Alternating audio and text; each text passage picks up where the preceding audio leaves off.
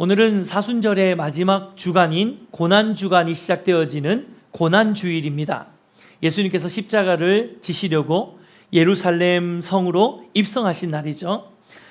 나귀를 타고 입성하시는 예수님을 보고 이스라엘 백성들은 이 종려나무 가지를 흔들기도 하고 또 땅에 펴서 예수님이 오시는 길을 환호하고 또 환영하면서 호산나 다윗의 자손이여 라고 노래하며 예수님을 맞았습니다. 하지만 그들은 예수님께서 로마의 정권을 완전히 뒤집어서 다시 독립을 이룰 정치적인 왕으로 생각했기 때문에 환영했던 것이죠. 하지만 예수님은 환영하는 많은 무리들의 그 환호성에 집중하신 게 아니라 그 이면에 더 깊은 곳에 있는 그 뒤에 있는 십자가, 자신이 지셔야 되는 그 고난의 십자가를 바라보셨습니다. 사람들은 가장 높은 곳에 올라갈 예수님을 기대하고 환영했지만 예수님은 오히려 자기를 비워서 종의 형체를 가지시고 그리고 죽기까지 섬겨주시면서 가장 낮은 모습으로 이 땅에 오시고 또 가장 낮아지시고 자기 자신을 대속제물로 다 내어드리려고 예루살렘 성으로 입성하신 것입니다. 얼마나 놀라운 사랑인지 모릅니다. 감사하게 저희는 지난 5주 동안 10주 동안 레위기 5가지 제사를 묵상하면서 예수님이 이 땅 가운데 대속 제물로 오셨다는 사실을 깊이 있게 묵상할 수 있는 시간이 지난 사순절의 기간이었습니다. 오늘부터 시작해서 이제 마지막 사순절 기간이 이제 마무리되어지는 시점인데요. 감사하게 오늘부터 저희는 레위기 23장을 중심으로 이스라엘의 7절기를 함께 살펴보려고 하는데요. 이 7절기가 딱 지금의 시즌과 맞물려서 이제 진행되어지는 절기들입니다. 그래서 여러분과 함께 이 7절기를 나누면서 하나님의 은혜를 나눌까 하는데요. 이스라엘의 절기들은 우리가 생각하듯이 단순히 우리나라의 설 명절이나 추석 명절 같이 그런 단순한 명절이 아닙니다.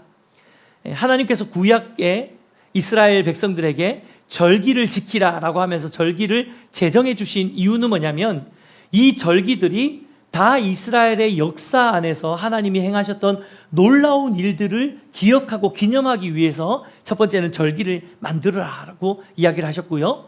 또 두 번째는 이 절기 안에 하나님께서 미리 오실 메시아가 하실 구원의 사역들을 예표로, 쉽게 말하면 그림자처럼 다 여기 안에, 이 절기 안에 그 상징들을 다 녹여 놓으신 거예요. 암시해 놓으신 거예요. 그래서 이스라엘 구약 시대의 절기임에도 불구하고 이 절기는 하나하나마다 다 이후에 신약 시대에 오실 메시아이신 예수 그리스도께서 이루실 구원의 사역들에 대한 의미들을 이 절기 안에 다 내포되어져 있다는 것을 우리는 앞으로 절기를 살펴보면서 여러분 배우게 되실 것입니다. 그 중에서도 오늘 살펴볼 유월절과 무교절은 지금 우리가 보내고 있는 이 고난주간과 직접적인 연결이 되어지는 절기가 바로 유월절과 무교절입니다. 쉽게 이야기하자면 우리가 이번 주간에 성금요 예배, 저희 교회도 지금 금요일 9시에 밤에 여기서 성금요 예배를 드릴 건데요. 이 성금요 예배가 바로 유월절입니다. 유월절이 바로 이번 주 금요일이에요. 그러니까 이거 뭐 짠 건 아니지만 저희가 레위기 말씀을 하고 난 다음에 구약의 제사를 끝내고 절기를 들어가려고 했는데 딱 시즌이 6월절과 정확하게 딱 맞아서 오늘 말씀을 좀 전할 수 있게 되었는데요. 특별히 의미 있는 시간인 것 같습니다. 먼저 오늘 7절기를 간략하게 먼저 스케치를 해드리고 오늘은 6월절과 무교절을 함께 좀 나누기를 원하는데요. 7절기가 이렇게 배치가 되어 있습니다. 6월절과 첫 이삭절기라고 하는데 이게 초실절이라고 합니다. 첫 번째 열매라고 해서 초실절, 그리고 무교절, 오순절, 나팔절, 속죄일, 장막절 이렇게 지금 구성이 되어 있는데요. 6월절과 무교절 그리고 초실절은 예수님께서 이 땅에 오심으로 인해서 이것은 성취되었습니다. 왜냐하면 6월절은 우리가 나중에 살펴보겠지만 예수님의 고난을 의미하고요. 무교절은 예수님께서 이제 그 고난 이후의 그 시간들 무교절이고 그리고 초실절은 이 부활절을 의미하는 거거든요. 그러니까 요 6월절과 무교절과 초실절은 일주일 상간에 다 모여있는 이 봄 시즌에 모여있는 절기들이 바로 이 세 절기입니다. 그리고 오순절이 바로 5, 6월 정도, 우리나라 달력으로는 5, 6월 정도에 오순절이 지내게 되는데요. 이거는 우리가 잘 알듯이 사도행전에 오순절 성령 강림으로 인해서 이제 성취되어지는 그런 이제 절기고요. 그리고 이후에 예수님께서 이 땅 가운데 다시 재림하실 때는 나팔절, 속죄일, 장막절이 성취되어질 건데요. 이 뭔 소린가 하고 이렇게 보고 계시겠지만 우리가 앞으로 이 7가지 절기를 살펴볼 때에 여러분 이제 이 절기들 다 이제 조금씩 이 절기는 이런 절기구나 라고 이해가 되실 것입니다. 먼저 유월절을 설명하자면 유월절은 우리가 잘 아는 애굽에서 출애굽한 이스라엘 백성들이 마지막 10번째 장자 재앙을 통해서 심판을 통해 하나님께서 이스라엘 백성들을 바로의 손에서 놓아주시고 출애굽시키시죠. 바로 그 밤에 장자 재앙을 피하기 위해서 우리가 문설주와 문임방의 어린 양의 피를 칠했던 것 기억나시죠? 이게 바로 유월절의 행사입니다. 그래서 그들이 출애굽했던 그날 밤이 바로 유월절이었기 때문에 하나님이 유월절을 기념하라라고 유월절을 만들어 주셨고요. 그리고 무교절은 유월절 끝나고 나서 7일 동안, 일주일 동안의 기간이 무교절입니다. 이 무교절은 어떤 의미냐면 이스라엘 백성들이 애굽에서 출애굽한 다음에 곧장 광야로 나가게 되는데 이때 너무나도 급하게 길을 나섰기 때문에 이 빵을 밀가루 반죽을 미처 누룩을 넣어서 발효를 못 시킨 상태로 그냥 밀가루만 반죽해 놓은 걸 급히 들고 나가다 보니 광야에서 떡을 구울 때 우리가 흔히 생각하듯이 이 밀가루에다가 이제 누룩을 넣으면 이게 부풀어 오르잖아요. 그러면은 이 폭신폭신하고 부드러운 빵이 만들어지는데 누룩 없이 이 밀가루를 구우면 어떻게 되겠습니까? 굉장히 질기고 딱딱하게 되겠죠. 이게 바로 무교병입니다. 이 무교병을 먹는 절기가 바로 무교절입니다. 그리고 이 초실절은 무교절이 있는 그 기간에 안식일 다음 날, 안식일은 토요일이거든요. 그러니까 쉽게 말하면 이 무교절이 있는 그 일주일의 기간 가운데 끼어 있는 주일, 그 주일이 바로 초실절입니다. 그러니까 초실절은 부활절이죠. 쉽게 말하면 다음 주에 우리가 겪게 되는 부활주일이 바로 초실절입니다. 오순절은 이제 초실절로부터 50일을 지난 후에 보리와 밀을 본격적으로 수확하는 시기에 하나님께 감사하는 절기로 성경에서는 77절 혹은 맥추절이라고도 하는데요. 왜 그러냐면 초실절로부터 50일이 지났기 때문에 7일 동안 7주간 77에 49 그리고 그 다음 날인 50일째다라고 해서 성경에는 때때로 여러분 성경 읽다 보면 77절이라는 단어가 나옵니다. 이 77절이 다른 어떤 절기가 아니라 바로 오순절을 의미하는 거고요. 또한 오순절은 보리와 밀을 추수했던 시기이기 때문에 맥추절이라고도 이야기를 합니다. 뭐 복잡하죠? 근데 이제 성경에서 77절이나 혹은 맥추절이라고 하는 것은 다 오순절이랑 같은 절기다라고 생각하시면 되겠습니다. 우리나라의 달력으로는 5, 6월 정도입니다. 그리고 그 다음 9월에서 10월 가을이 되면 세 가지 절기가 비슷한 시기에 연결되어서 이어지는데요. 먼저는 나팔절입니다. 근데 특이하게 이 나팔절은 이 새해를 맞이하는 절기예요. 아니 무슨 가을에 무슨 새해입니까? 라고 생각하기 쉬운데 이 이스라엘 사람들은요 우리랑 이 절기 이 계절의 개념이 조금 다릅니다. 이를테면 우리는 보통 하루의 시작을 낮으로 보죠. 근데 유대인들은 하루의 시작을 밤으로 봅니다. 저녁부터 하루가 시작된다라고 생각을 해요. 이게 굉장히 독특한 개념이죠. 뿐만 아니라 우리는 1월 달이 계절의 이제 한 해의 시작인데, 근데 이스라엘 사람들은 이 가을 무렵 히브리 달력으로 따지자면 7월입니다. 7월 1일이 새해예요. 그래서 나팔절은 히브리 달력상으로 7월 1일 새해에 이 나팔, 양각 나팔, 쇼파르라고 하죠. 이 쇼파르를 불면서 새해를 알리는 절기가 바로 나팔절입니다. 쉽게 생각하자면 우리나라에서 매년 새해마다 보신각에서 이렇게 종을 빵 하고 치잖아요. 그것처럼 이스라엘은 소파르를 불면서 나팔을 불면서 새해를 시작했기 때문에 이게 바로 나팔절입니다. 새해 절기라고 보시면 되고요. 그리고 그 다음에 속죄일은 7월 10일, 그러니까 나팔절 7월 1일에서 10일 정도 후에 히브리력으로 7월 10일에 이스라엘 전체가 자신의 죄를 하나님께 올려드리면서 금식하고, 그리고 제사장, 대제사장이 온 백성을 대표해서 이스라엘 온 민족을 위한 속죄 제를 드리는 날이 바로 속죄일입니다. 이스라엘의 모든 절기들 중에 특히나 중요한 절기가 바로 이 속죄일입니다. 그리고 나서 마지막 장막절은 7월 15일, 그러니까 나팔절과 속죄일과 장막절도 다 7월 초순에서 중순까지 이렇게 모여 있죠. 그래서 장막절은 7월 15일에 시작되는 절기로, 출애굽 40년 광야 생활 동안 이스라엘 백성들이 어디서 살았어요? 텐트를 치고 살았잖아요. 광야 생활이니까.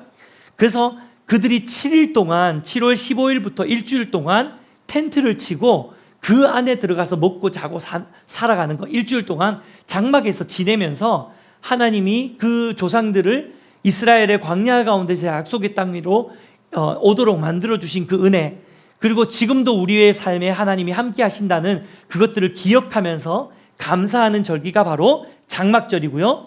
특별히 이 장막절 때는 추수한 곡식을 창고에 저장한다라는 의미로 성경을 읽다 보면 수장절이라는 단어가 나옵니다. 이 수장절이 바로 창고에 곡식을 저장한다라는 뜻인데, 이 수장절이 장막절이랑 같은 절기입니다. 자, 난 누군가, 여긴 어딘가, 이런 눈으로 지금 저를 다 쳐다보고 계시는데, 여러분 아마 그 5대 제사 하나도 모르셨죠? 성경에 5대 제사를 하나도 모르셨잖아요. 그런데 우리가 10주 동안 5대 제사를 하나씩 하나씩 하고 나니까 여러분 어떠세요? 소제, 뭡니까 소제? 뭐로 드리는 제사? 이게 정말 모르시고 말 안 하는 건 아니겠죠. 네, 소제는 곡물로 드리는 거죠. 곡식으로, 밀가루로. 번제, 화목제 다 기억나실 거예요. 화목제, 옆으로 잔치의 예배 이거 다 기억나실 겁니다. 마찬가지로 여러분 이 절기들도 지금 난 누군가 여긴 어딘가 하고 듣고 계시겠지만, 이 절기들도 우리가 함께 하나씩 하나씩 그 의미를 살펴보면 분명히 여러분이 이 절기가 다 끝난 후에는 여러분 마음 안에 이 절기 하나하나의 의미가 새겨지고, 또 그것이 영적인 귀한 우리에게 자산이 되어질 줄 믿습니다. 자, 먼저 오늘 살펴볼 절기는요, 이 중에서도 가장 먼저 등장하는 유월절과 무교절인데요, 레위기 23장 5절에서 6절 말씀 같이 한번 읽어보도록 하겠습니다. 함께 읽겠습니다. 시작. 첫째 달 열 나흘 날 저녁은 여호와의 유월절이요 이달 15날은 여호와의 무교절이니 이래 동안 너희는 무교병을 먹을 것이요.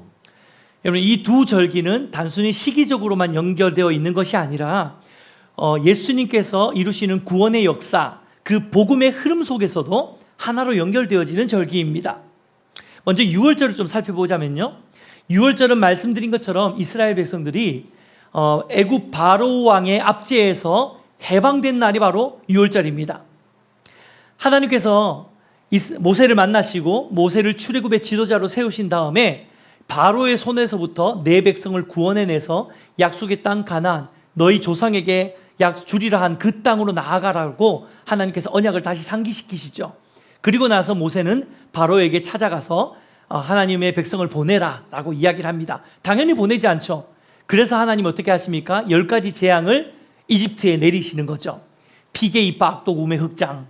네, 이거 WBS 하시는 분들은 이제 외우시는데 피, 개, 이파, 피, 개구리, 이, 파리 이런 식으로.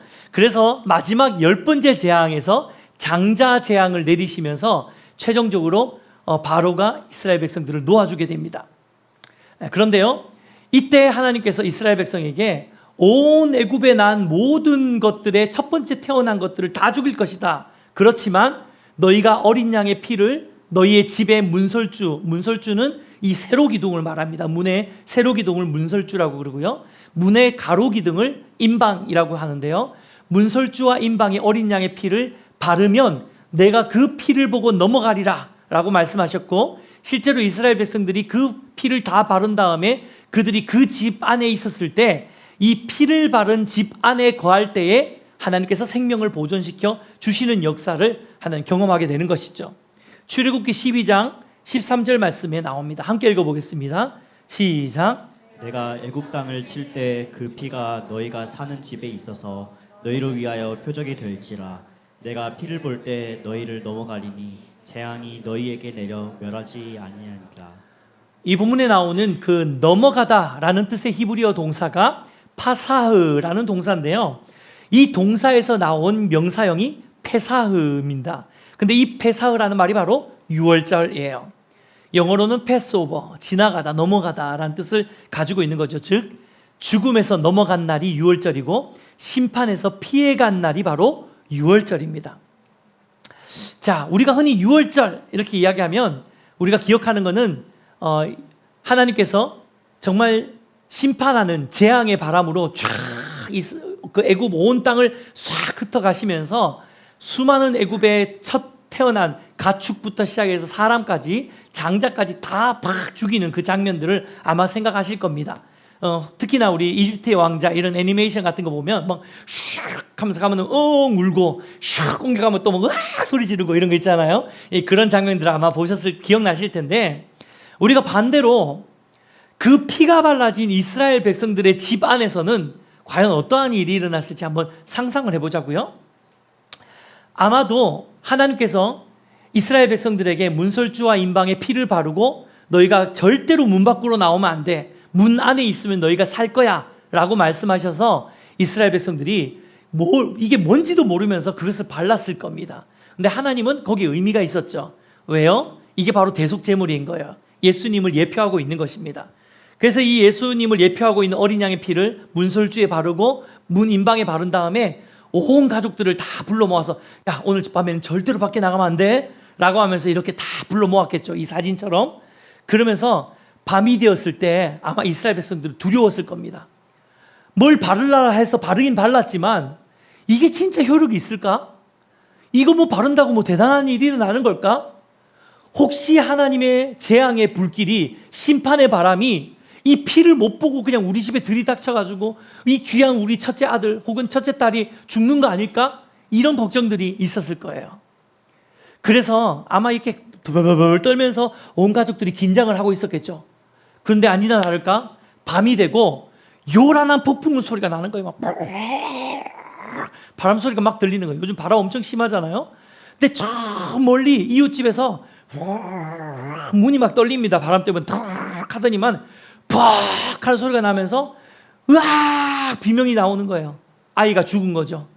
그런 다음에 또 점점 그 바람 소리가 가까워져요. 어느덧 우리 옆집까지 오는 겁니다. 옆집의 문이 막 요동합니다. 바람으로 인해서 팍 떨리는데 어느 순간 이 바람이 우리 집 문 앞을 지나가는 것이죠. 우리 집 문에 와서 바람이 막 요동치면서 문을 막 흔들어 대는 겁니다. 막 흔들 때 두려워서 막 더 막 감싸 안았겠죠. 으악 숨었을 겁니다. 그런데 잠시 후에 이 바람이 잠잠해지는 거예요. 그러더니 쉬 하고 옆집으로 넘어가는 것. 이것이 바로 파사흐, 넘어가다. 유월절 페사흐입니다. 넘어가다. 아마 이스라엘 백성들은 바로 이 바람이 넘어가는 순간, 이 심판의 재앙이 넘어가는 순간 그들은 직감적으로 느꼈을 겁니다. 아, 죽음이 지나갔구나. 심판이 건너뛰었구나. 우리 집에 심판이 오지 않았구나 라는 것을 직감적으로 알았을 것입니다. 그리고 나서 이들이 뭘 생각했을까요? 문설주에 바른 피를 생각했을 겁니다. 피 때문에 살았구나. 피 때문에 살았구나. 사랑하는 여러분, 오늘 우리는 그 이스라엘 백성들이 문설주와 문 임방에 발랐던 어린 양의 피보다도 훨씬 더 강력하고 훨씬 더 효력 있고 훨씬 더 완전한 어린 양의 피를 바른 존재임을 믿으시기를 축복합니다. 여러분, 비록 여러분이 이스라엘 백성처럼 야, 이거 바른다고 뭔가 나한테 심판이 피해갈까? 이거 바른다고 해가지고 내가 살 수 있을까?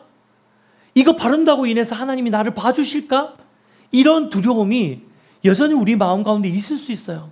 내가 예수를 믿지만 예수님이 십자가의 보혈을 나를 위해서 흘려주셨다는 사실을 믿고 내가 하나님의 자녀 되었다는 사실을 믿지만 때때로 우리 자신의 모습을 보면 나는 너무 연약하고 여전히 죄 가운데 있고 이런 내 모습이 진짜로 하나님의 자녀가 맞나? 라는 의구심이 들 정도로 우리가 받은 그 구원의 은혜, 예수님이 나를 위해 흘려주신 그 보혈의 능력이 나에게 있음을 알면서도 불구하고 여기에 확신을 갖지 못하고 막 흔들릴 때가 종종 있잖아요. 그러면서 두려워 떠는 거예요. 혹시라도 내가 하나님께 구원 못 받았을까 봐. 혹시라도 예수님의 피가 나한테 안 발렸을까 봐. 혹시 나는 발랐다고 생각했는데 하나님 나를 인정 안 하실까 봐. 두려운 마음이 우리 안에 다 있습니다. 근데 그렇지 않다는 거예요.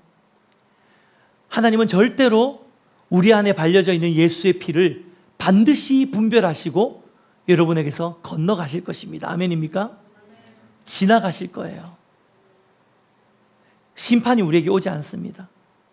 그날 밤 하나님의 이 심판의 재앙의 바람은 이집트 사람들에게는 심판이었지만 이스라엘 사람들, 유대인에게는 뭐였습니까?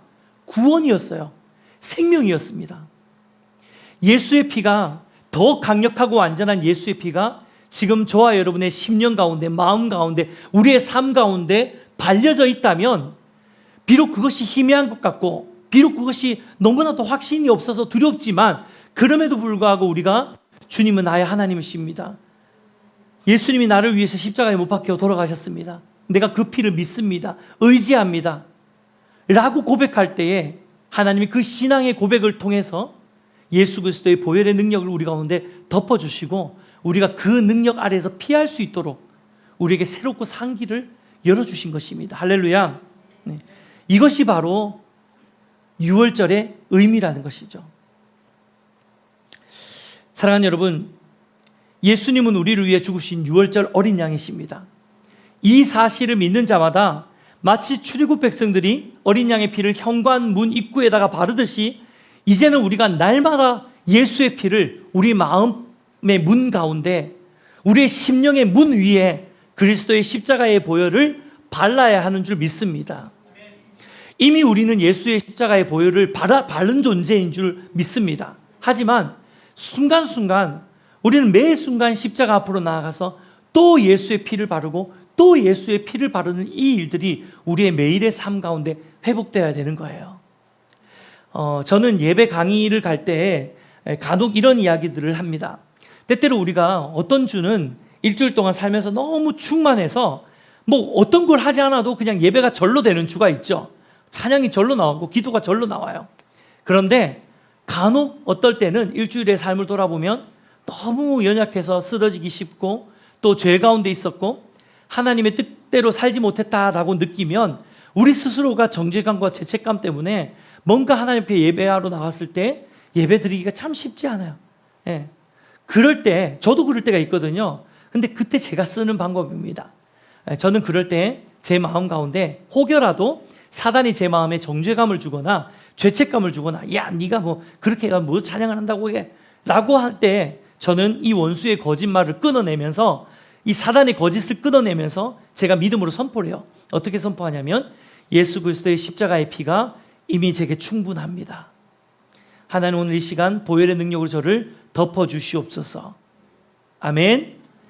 이렇게 제가 스스로 제 몸에다가 이 퍼포먼스지만 예수님의 십자가를 이렇게 그려요. 십자가를 그리면서 주의 십자가가 이미 나에게 충분합니다 라고 선포합니다. 여러분, 비록 이것이 퍼포먼스라 하더라도 이게 무엇입니까? 바로 우리의 마음에, 우리의 심령의 문에 예수 그리스도의 보혈을 바르는 것입니다. 예수님의 보혈의 능력으로 내 삶을 덮는 것입니다. 여러분, 이 일이 우리의 매일의 삶 가운데 회복되어야 한다는 것이죠. 이스라엘 백성들이 피를 바른 집안에 거할 때 생명을 보존했듯이 우리도 예수 그리스도의 보혈의 능력 아래 거할 때에 그 피가 우리를 지키고 그 피가 우리를 회복시키고 그 피가 우리에게 영원한 생명을 준다는 사실을 믿으시기를 축복합니다. 여러분, 유월절 어린 양의 피로 장자 재앙의 심판에서 넘어가서 생명을 보존한 이스라엘 백성들은 드디어 애굽의 바로로부터 출애굽을 허락받게 되었습니다. 그런데 문제는 워낙에 급박하게 나오느라 앞에서도 말씀드린 것처럼 떡반죽의 누룩을 발효시킬 시간도 없이 그냥 누룩을 넣지도 못한 그냥 밀가루를 이겨서 반죽을 만들어 놓은 그 반죽 덩이만 급하게 챙겨가지고 그 밤에 마치 야반도주 하듯이 막 애굽을 나오게 되었잖아요. 그러니까 결국은 출애굽 당시에 출애굽을 하고 나서 이 누룩으로 발효시키지 않는 누룩 없는 반죽의 빵을 광야에서 처음에는 먹을 수밖에 없었습니다. 이게 바로 무교병이라고 하는데요. 이렇게 생겼습니다. 이 무교병을 저희가 한 부씩 이렇게 드실 수 있도록 제가 무교병을 이렇게 크래커처럼 작게 만들어 놓은 무교병을 구해가지고 오늘 저기 간식바에다가 뒀으니까요. 여러분 예배 마치고 나서 무교병 한번 드셔보십시오. 얼마나 질기고 맛이 없는지를 한번 맛을 보시면 좋을 것 같습니다. 이게 바로 무교병인데요. 이 무교병을 먹는 절기가 바로 무교절입니다.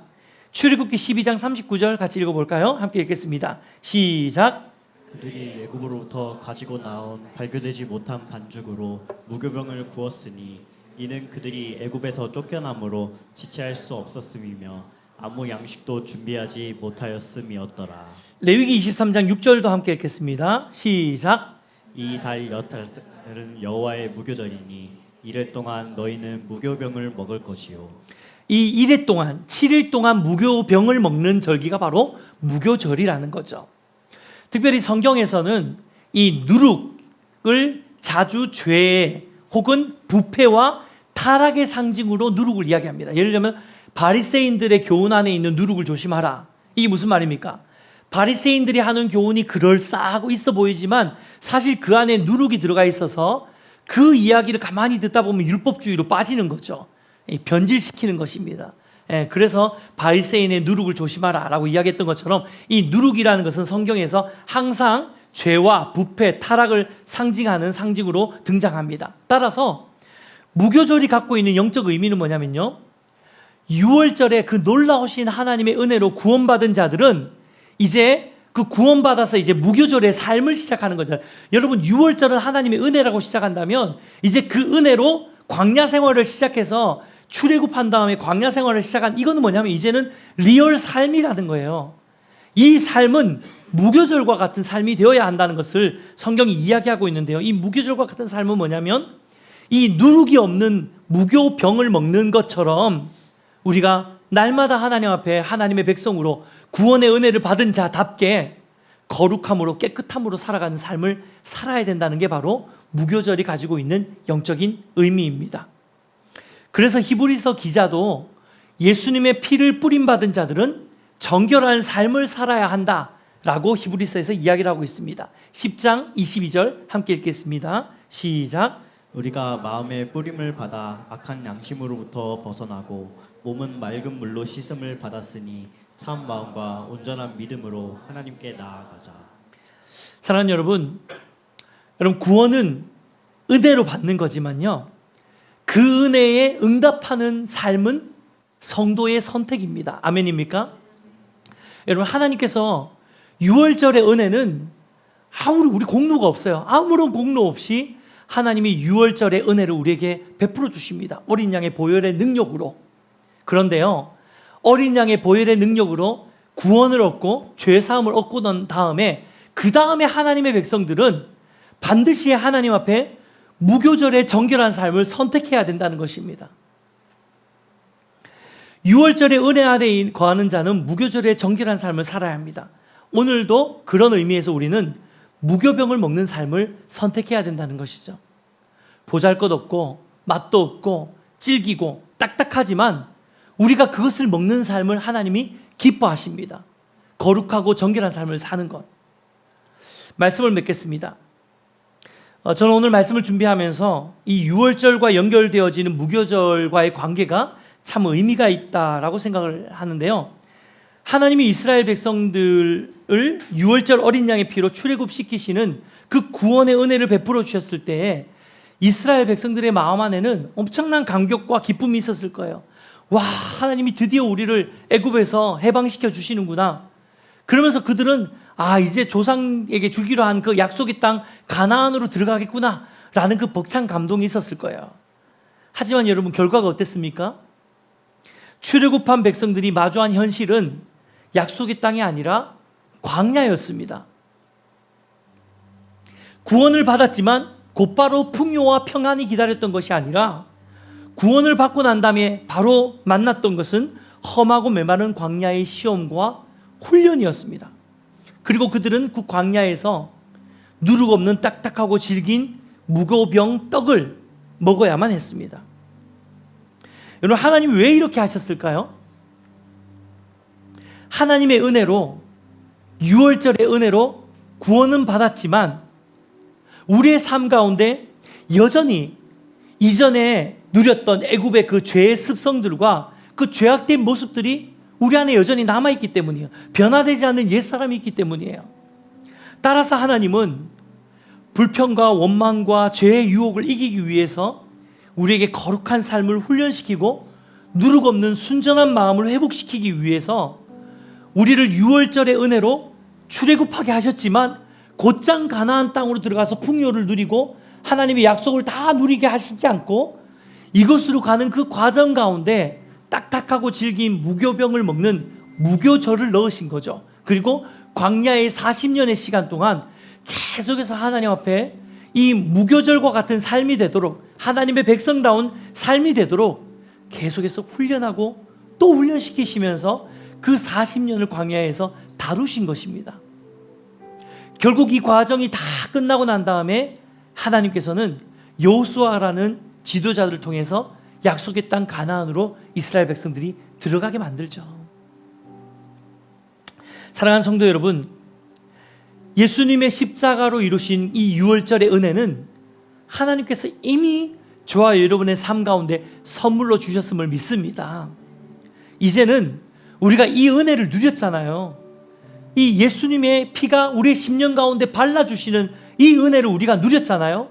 그렇다면 이제 우리는 세상이라는 광야 가운데로 나아가서 무교병을 먹는 거룩하고 누룩이 제거되어 있는 빵, 이게 뭘 의미합니까? 하나님 앞에 거룩한 삶을 살려고 몸부림치고 하나님의 자녀답게, 하나님의 백성답게 살려고 애쓰는 삶이잖아요. 죄를 멀리하고 하나님 말씀대로 살려고, 온전하게 살려고 애쓰고 노력하는 그 삶을 살아내는 것, 그 삶, 무교절의 삶을 우리가 결단해야 된다는 것입니다. 고난주일이 되면 항상 우리는 예수님의 십자가의 보혈을 묵상하고 이 보혈이 주는 그 감사와 감격을 회복하도록 막 기도하자고 합니다. 그런데 사실 이게 정말 우리에게 어려운 일이에요. 왜냐하면 이미 예수님의 십자가가 우리에게는 너무나도 익숙해져 버렸거든요. 예수님의 십자가 이런다고 해가지고 막 눈물이 나고 너무 가슴이 아프고 너무 감사하고, 만약 그런 심령을 여러분이 갖고 있다면 정말 축복인 거고요. 아마도 많은 지체들은, 많은 성도님들은 예수님의 십자가라고 이야기를 해도 이제는 어느 순간 무디어져 버리고 그 감격이 다 이렇게 무디인 상태로 뭔가 막 내가 막 억지로라도 감정을 끌어내가지고 막 눈물도 흘리고 싶고 감사하고 싶고 하지만 뭔가 내 안에 이미 너무 이제 익숙한 십자가가 되어버린 게 사실입니다. 그리고 심지어 그거는 벌써 2000년 전의 이야기예요. 2000년 전에 일어났던 그 십자가를 지금 끄집어와가지고 막 묵상한다는 게 여러분에게 쉽지 않은 일이라는 걸 압니다.